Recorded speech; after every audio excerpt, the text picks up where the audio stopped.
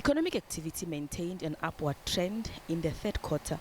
9 of the 10 measured industries reported positive growth, highlighting the broad-based albeit slower expansion.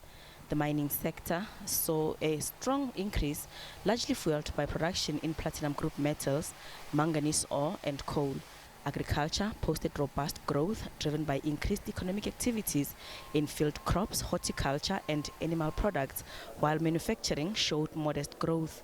Household consumption increased, supported by low inflation and interest rate environment, while gross fixed capital formation measuring investment also went up.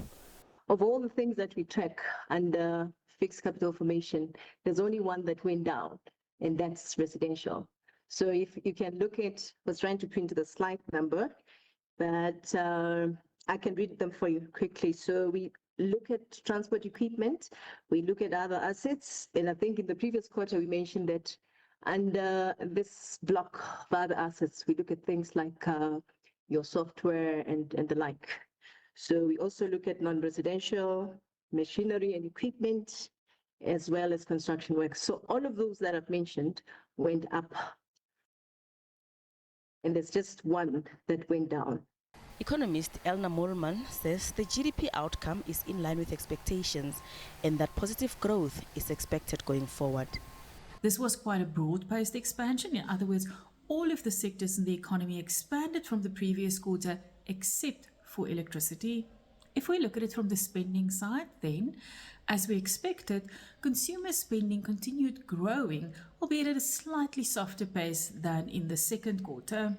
Fixed investment expanded in the third quarter, but this was almost entirely due to the public sector's investment growth rather than the private sector, where we only had marginal 0.1% growth from the previous quarter. But at least this is then further evidence of ongoing traction with government's growth-supportive fixed investment program. In general, we still expect economic growth to improve on a sustainable basis in the medium term. The Reserve Bank has said it expects growth in the local economy to average 1.3% this year.